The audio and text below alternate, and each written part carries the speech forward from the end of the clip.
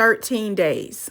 Within 13 days, I went from attending the celebration of life and homegoing service of my father to welcoming life and bringing my daughter Maya into the world. I don't think I will ever get over the fact that my father never had a chance to meet my daughter. Chapter 3 is all about grief, and this has been the longest and hardest chapter of my life. This chocolate lava cake that I'm making in this video has absolutely nothing to do with grief, but it is my favorite dessert, and eating anything sweet always helps me cope with my grief. Experiencing the roller coaster of grief during what should have been the most happiest time of my life, something I will probably never understand. Instead of celebrating my first wedding anniversary, I was burying my father. On top of the fact I had already been grieving since 2008, the loss of my mother. I say I have been grieving since 2008 because that's the year my mother was diagnosed with Alzheimer's disease. Every day for 13 years, I lost a little bit of her at a time. Unless you have experienced it,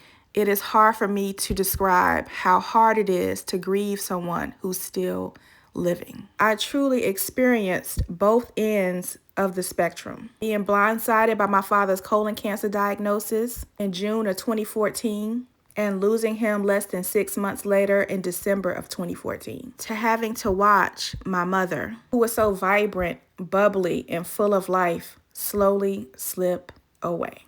There is honestly nothing more heartbreaking than your own mother not being able to remember who you are. I wanted to include this chapter in my series because I know there's so many other people in this awful club with me. I'm not here on social media just to share recipes. I want to also share my life experiences. So hopefully my story can inspire someone to keep going, to keep fighting through the sad days and try to remember the good times. The passing of time has certainly helped, but my heart will forever be broken without the two people who loved me first.